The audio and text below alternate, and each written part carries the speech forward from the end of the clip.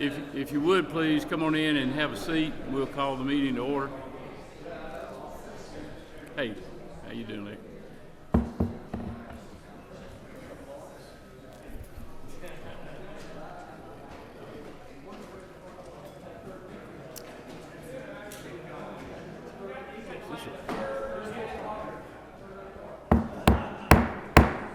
Let's call the meeting to order, please. I'm sorry. Reverend Carson, you want to open us with a word of prayer, please, sir? Let's bow our heads. Heavenly Father, we just thank you for this day and this time. Just ask that you bless our conversations, and bless our friendships, and let it all be to your will, Father. In Christ's name we say these things. Amen. Thank you. Okay, let's go ahead. Senator Alpers, come on up. Yep. Yep. Thank you, Mr. Chairman. Committee members, I've got two bills on page 3. Senate Bill 417 is the department bill for our Insurance and Safety Fire Commissioner that takes care of things such as elevators, boilers, and the sale of fireworks. No changes, not to our end fireworks. And then, well, I'll wait on that one. Sorry, Mr. Chair. No, don't see any questions. Go Okay. ahead with the next one. And Senate Bill 473 is a Georgia Consumer Privacy Protection Act. Work with all of our business community and our hospitals and bankers, et cetera, to come up with a great compromise bill and ready to move forward. Okay, do have a question for you. Whip Park has a question. Thank you, Mr. Chairman. Senator Albers, on SB 473, is it not true that this bill was graded 8 out of 100 in terms of consumer protections? I don't know where you're getting your information from, but I know it was endorsed by the Heritage Foundation and other groups, and we all work together in order to balance what our consumers need as well as having a thriving business community here in Georgia. Thank you.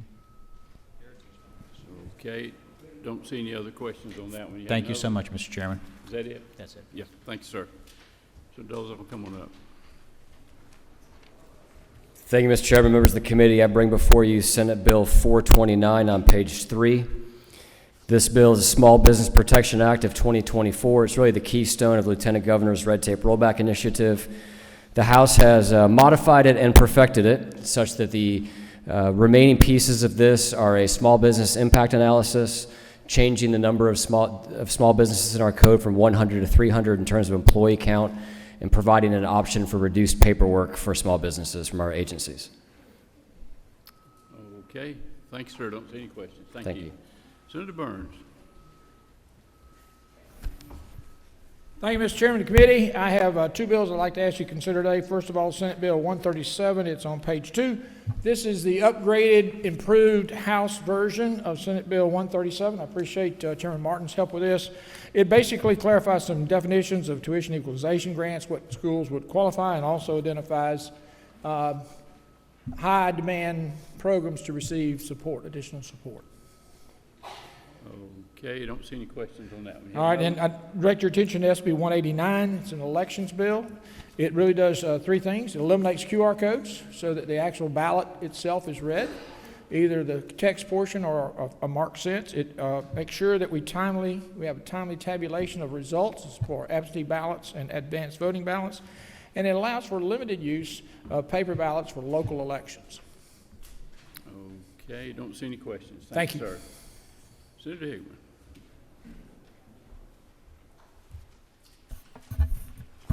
Thank you, Mr. Chairman. We deal with page 3, Senate Bill 384. Mr. Chairman, and since our last meeting, I guess, we have now met with the governor's office and revised some language in Senate Bill 384. So the primary language is changed from being required to encourage, and so we're working off of LC 520565S. 520565S. So let me go through a little bit about the substitute. Some clauses were redundantly and unnecessary confusion. We wanted to make this policy as simple to implement as possible. And we removed any language that might imply the creation of a quota system. The intent of this bill is not to set quotas for hiring people with disabilities, but rather to encourage state agencies to think more strategically about this untapped talent pool. This also clarifies that the Americans with Disabilities Act is the guiding legislation that any game plan must follow. And game, as you recall, is Georgia as a model employer.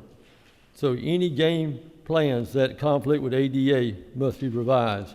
This will be identified by the state ADA coordinator. This also clarifies that nothing in the game policy requires a state agency to determine reasonable accommodations ahead of time.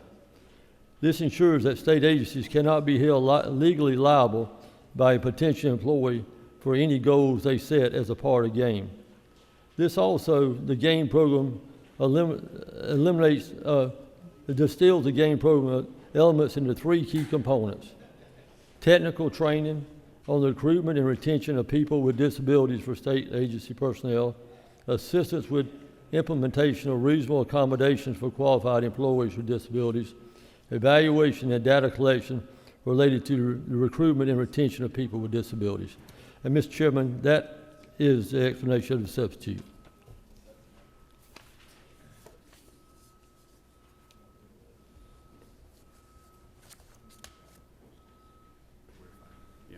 Okay, Senator, I don't see any questions. Thank you, sir. Thank you, sir. Appreciate it. Thank you, sir.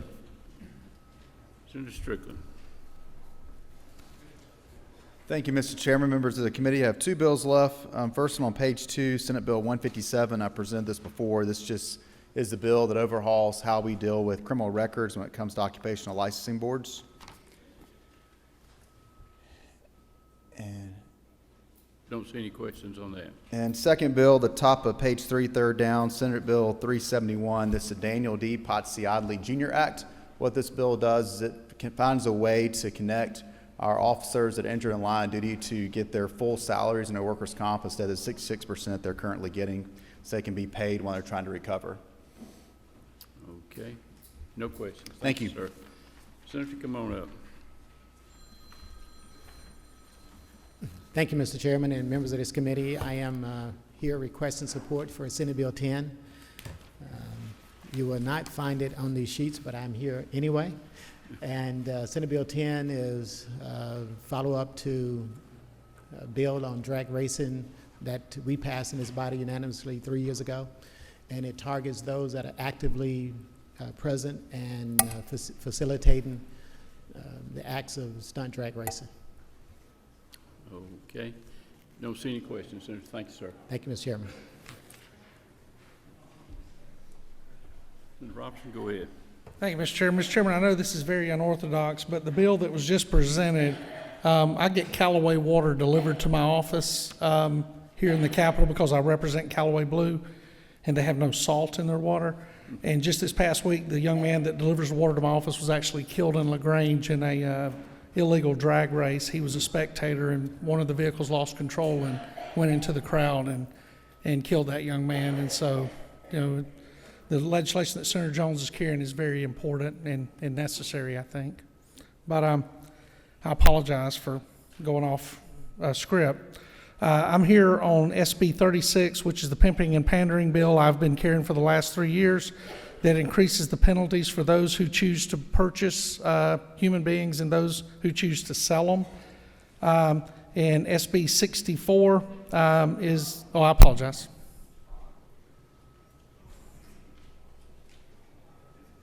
Oh, Go ahead.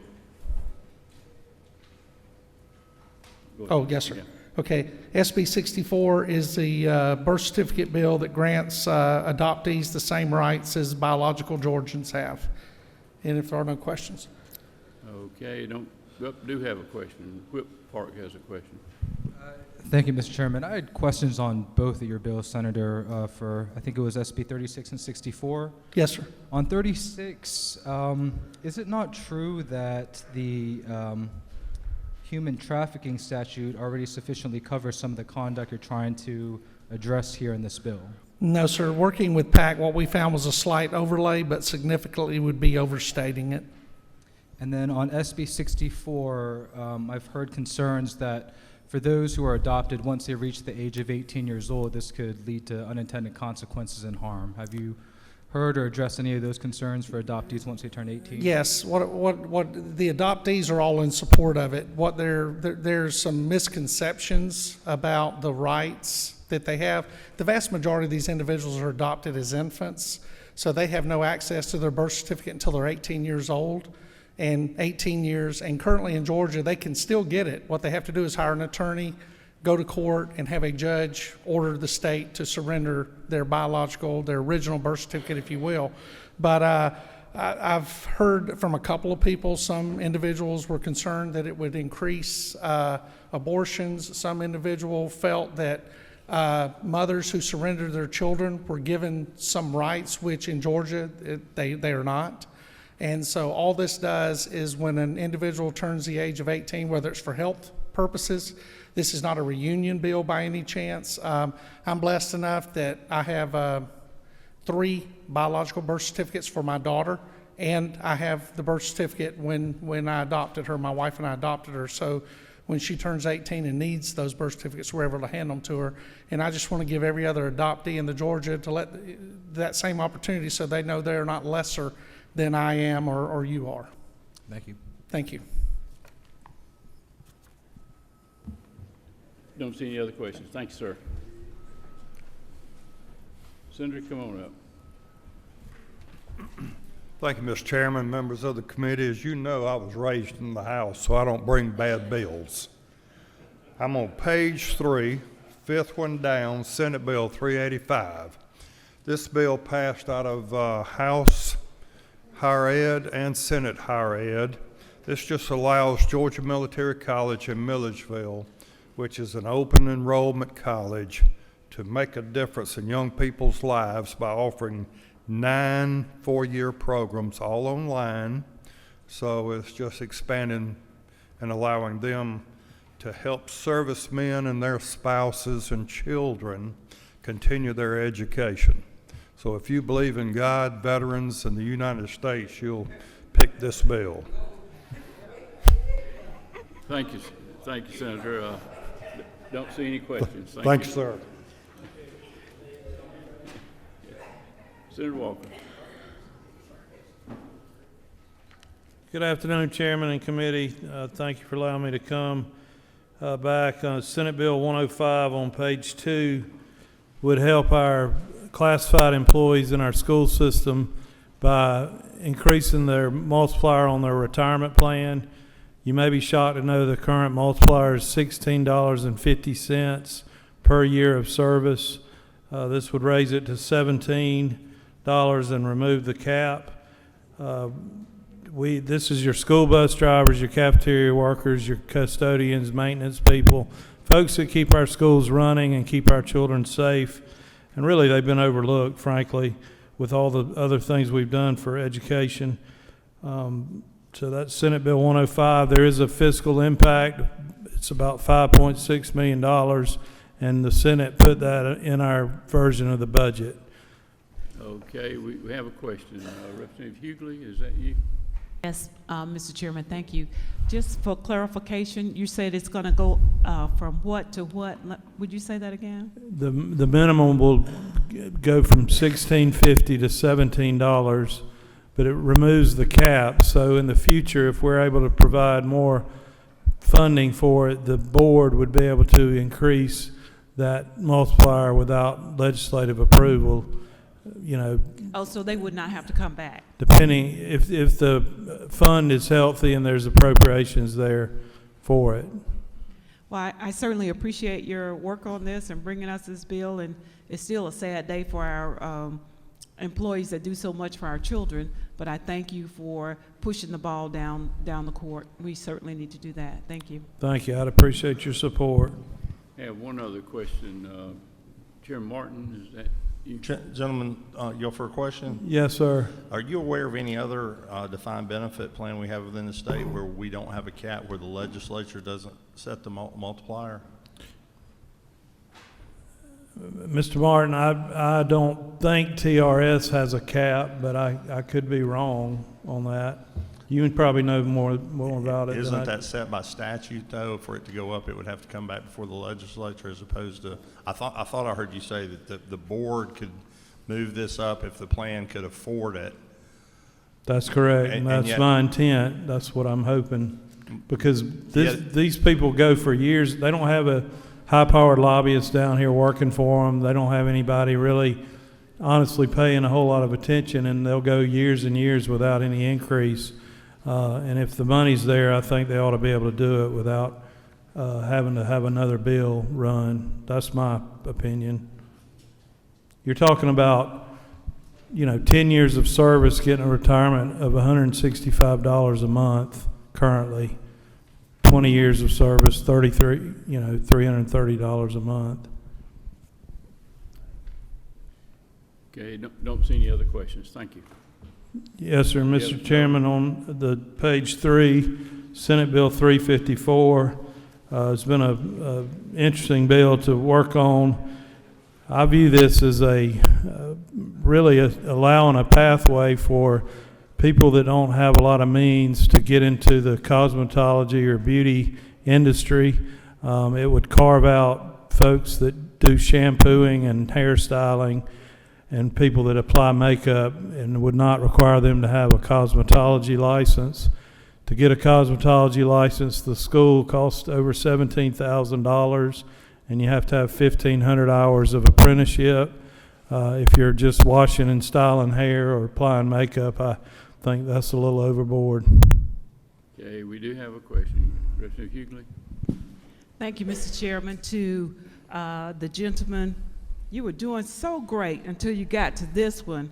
Isn't it true that while I might be able to shampoo my hair and my family's hair, when you're talking about offering these services to the general public, there's a lot of sanitation and a lot of other items that are required that are taught in cosmetology school and in barbering school, and how are we protecting the public by saying that these people no longer need that? Well, typically they're probably going to work in a salon that does have licensed cosmetologists in there, but I don't see it as the states that have done this, and I think there's been 5 or 6 states that have done this. We haven't seen any increase in public safety issues. I don't think that's I just don't see that as a concern.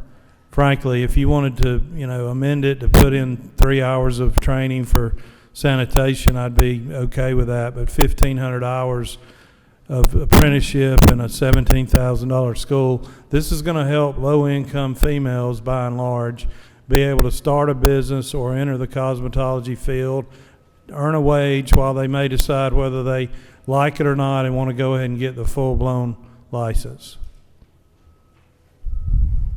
Okay, don't see any other questions. Thank you. Senator. I appreciate y'all's help with these bills. Yes, sir. Senator Cowley. Thank you, Mr. Chairman, committee members. I'm on page 3, Senate Bill 490. This bill increases the penalties for fleeing from police officers attempting to elude police officers. Currently, your first 3 offenses are misdemeanors, and only on the 4th time does it become a felony. And this simply makes the first 2 offenses high and aggravated misdemeanors, 30 days or $1,000 fine on the first one, 90 days or $2,500 fine on the second, and then the 3rd offense becomes a felony. There are some exceptions. If you're going over 20 miles an hour, have a wreck, DUI, reckless driving could be a felony on the first offense, but that's in the current law.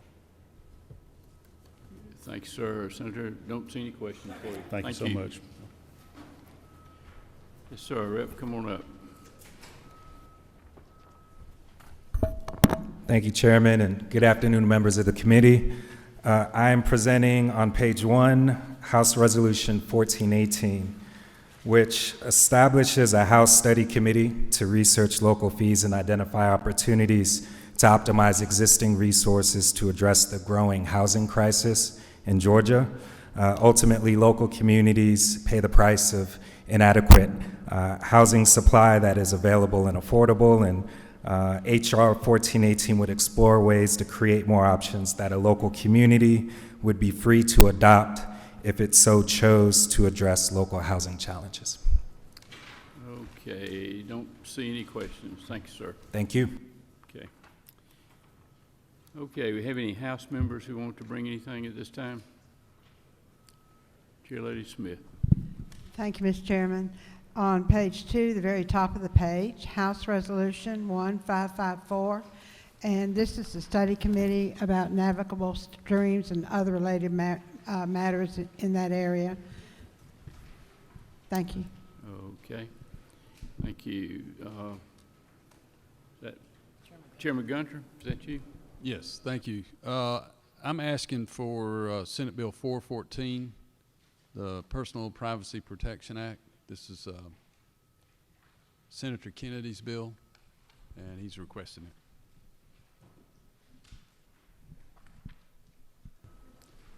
No, do you have a question? Had a question. No, okay, no questions on Chairman Gunter's bill. Okay, you want to be recognized? Chairman Wilson. Yes, thank you, Mr. Chairman, members of the committee. I'm asking for House Resolution 1498, the House Study Committee on Private Water Systems.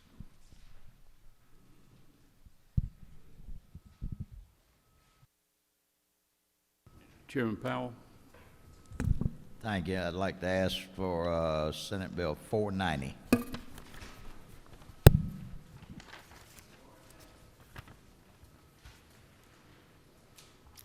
Okay. All right. Any others? Chairman Hawkins, is that you? Thank you, Mr. Chairman. I'd like to ask for HR 547, and then SB 307 and SB 515. I didn't either. Okay. Anybody else got anything? That it? All right. Got a little housekeeping business we need to do. We need to recommit Senate Bill 36 back to Judy, non-civil. Senate Bill 36. Do we have a move? Move. And a second. All those in favor say aye. Aye. Any opposed? Okay, it's back in Judy, non-civil. Okay, what we're going to do now is set the rules calendar for day 39. It'll be Tuesday, March 26th, and we've got 17 bills that rolled over.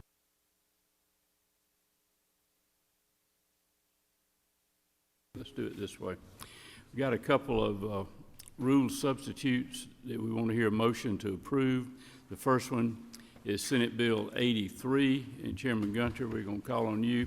That's LC 48-132-OS. Thank you, Mr. Chairman. This bill passed out of committee and inadvertently did not have some Scrivener's errors corrected between the morning draft.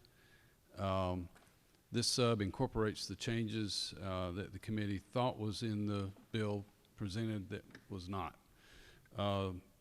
There's an additional change that was made, and that was to lines 108 through 111 to fix an ambiguity where the safe harbor applied even to a subsequent offer, where arguably the first rejection was in bad faith. All groups working together on this agreed this was absolutely needed and inadvertent oversight.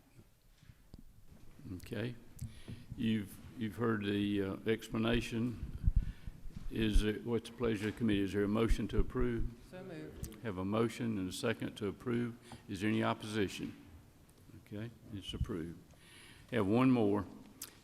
Senate Bill 358, LC 473088S, and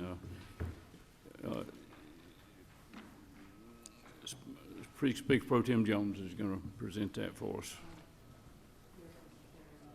This bill was authored by Senator Burns in the Senate, and Representative Levert is carrying it. It eliminates some of the things that were in the Senate version and came out of committee, so that it primarily just covers or standardizes filing deadlines. So, for example, statewide candidates, state candidates, local candidates, everyone would report 4 times a year on the same date so we can remember. PACs would have the same filing deadlines. Financial disclosure would be April 1 every year, no more changing back and forth from election year to non-election year. and lobbyists would file once a month. It standardized, it makes it easier for the public to find them, and it certainly makes it easier for candidates and elected members to know when to file.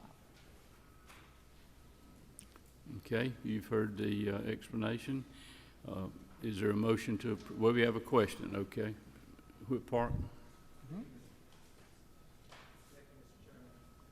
Hit your button again there. Thank you, Mr. Chairman. Could you help, Madam Speaker Pro Tem, can you help me clarify on lines 134 and 135, the $2,500 and the $5,000 amount, because that is not the maximum amount that could be received, correct? Yes, sir. So this, I failed to mention, this is an agency bill that was sponsored by the Ethics Commission. That is a provision, my understanding is, that was requested by GMA. Locals would move to state filing, but with significant exceptions that would make it so that those who raise very little or spend very little, which is the case for most city or school board elections, they could file an affidavit locally and not have to do it at the state level. Thank you. No other questions, okay. We have heard the explanation, and what's the pleasure of the committee? Is there a motion to approve? So moved. Have a motion and second. Is there any opposition? Okay, it's approved. Okay, now we'll get back to setting our calendar for the 39th day, March 26th. That'll be Tuesday, and we've got 17 bills that are rolled over, I think, from the last legislative day. All right, under modified structure, Senate Bill 37. Move. Have a move and a second. Is there any opposition? It's on. All right. Senate Bill 83 by substitute. The LC number is 48132-0S. Have a move and second. Is there any opposition? It's on. Senate Bill 198. Move. Move and seconded. Any opposition? It's on. Senate Bill 358 by substitute. Move. LC 473088S. Move. Have a move and a second. Any opposition? It's on. Senate Bill 417. Move.